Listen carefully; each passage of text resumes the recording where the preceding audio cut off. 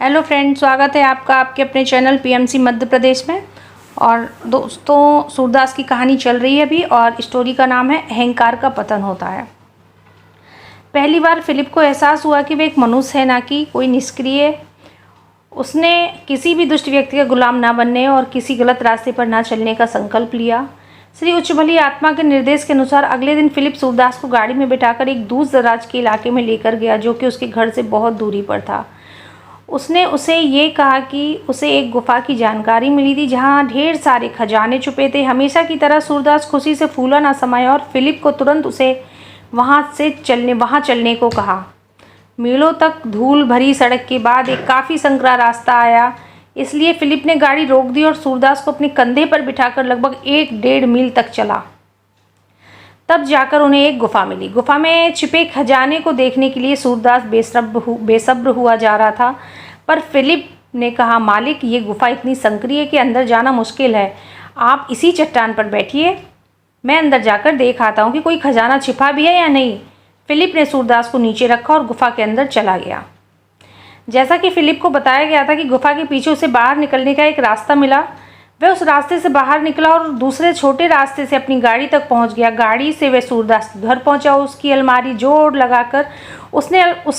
जोड़ लगाकर खोली, उसमें से 300 रुपये निकाले और उसी चुराई गाड़ी से शहर की ओर निकल पड़ा।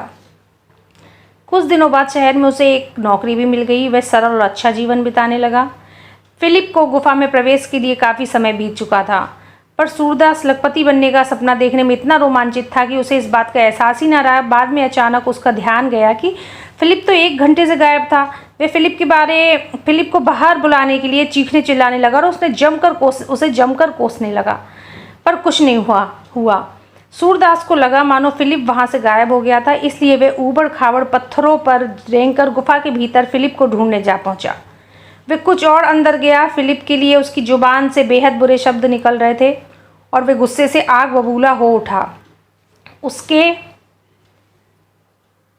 दिल में फिलिप के लिए घृणा भर आई थी। अचानक उसने अपने आप को गुफा से बाहर पाया। वह हैरान रह गया। उसे लगा किसी ने उसे एक करारा झटका दिया हो। तब उसे इस बात का एहसास हुआ कि फिलिप ने उसे मूर्ख बनाया, पर उसे इस बात की कल्पना भी नहीं थी कि फिलिप में उस जैसे दादा को धोखा देने की हिम्मत या चतुराई थी। सूरदास को पूरा यकीन था कि फिलिप उसका जीवन भर गुलाम बना रहेगा। उसे इस बात का काफ़ी गर्व था कि आज तक उसे कोई मूर्ख नहीं बना सका। वह तो दूसरों को धोखा देने में माहिर था, तो फिर ये कैसे हुआ? सूरदास को इस बात का पूरा यकीन था कि फिलिप कभी उसके खिलाफ जाने की हिम्मत नहीं कर पाएगा। उसके लिए ये एक बड़ा झटका था। वह इतना स्तब्ध रह गया कि चीखना चिल्लाना और भला बुरा कहना भी भूल गया। क्या ये संभव था कि फिलिप गायब हो गया था? सूरदास को अंधेरी डरावनी गुफा में अकेला छोड़ गया था। रात होने वाली थी।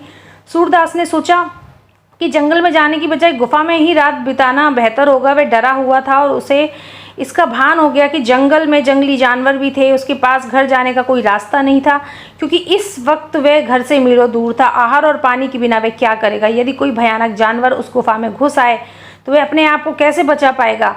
क्या वह कल का सूरज देख पाएगा? कुछ घंटों में उसके साथ क्या होगा? वह तो मर ही जाएगा। उसे इसका एहसास हुआ कि फिलिप की तरह भी वह तो उतना ही कायर और डरपोक है। अब उसे एहसास हुआ कि फिलिप पर अब तक क्या बीती होगी। यदि मैं मरूंगा तो सीधा नर्क जाऊंगा। सूरदास गुफा की दीवार के सहारे बैठा था, तभी भूलवश उसका हाथ पत्थर पर सरकते एक सांप पर जा गिरा। हे भगवान, ये मैं कैसी याद ना सह पाऊंगा। सौभाग्यवश सांप वहाँ से रेंगता हुआ चला गया। उसी समय सूरदास को एहसास हुआ कि उसने जिन लोगों पर जुल्म किया था उन्हें कैसा महसूस हुआ होगा। इसलिए भव्य प्रयास के साथ वह रेंगकर गुफा के बीच में जाकर बैठ गया और सोचने लगा कि क्या करना चाहिए। चारों ओर सांप ही सांप भरे थे। यदि वह गुफा के भीतर रुकेगा तो सांप उसे डस सकते हैं, और यदि वह गुफा के बाहर जाएगा तो जंगली जानवरों के हमले का खतरा था। तो फ्रेंड, ये था आज का चैप्टर। तो देखिए किस तरह से श्री उच्च भली आत्मा की हेल्प से, और मीडियम अभी कौन बना? फिलिप बना। किस तरह से चीज़ें हुई। ये गुफा में अकेले छूट गया सूरदास, और अब उसको रियलाइज़ हो रहा है कि उसने अभी तक कितना गलत किया है। तो किस तरह से देखिए इनकी जर्नी चल रही है और किस तरह से मास्टर्स हैं इनको रियलाइज़ करा रहे हैं। तो आगे के चैप्टर में देखेंगे कि सूरदास किस तरह से अपनी अवेकनिंग प्रोसेस में आते हैं और सुधरते हैं। तो कैसा लगा चैप्टर ज़रूर बताइएगा। थैंक यू सो मच, और हमेशा की तरह बोलूँगी ध्यान करते रहिए।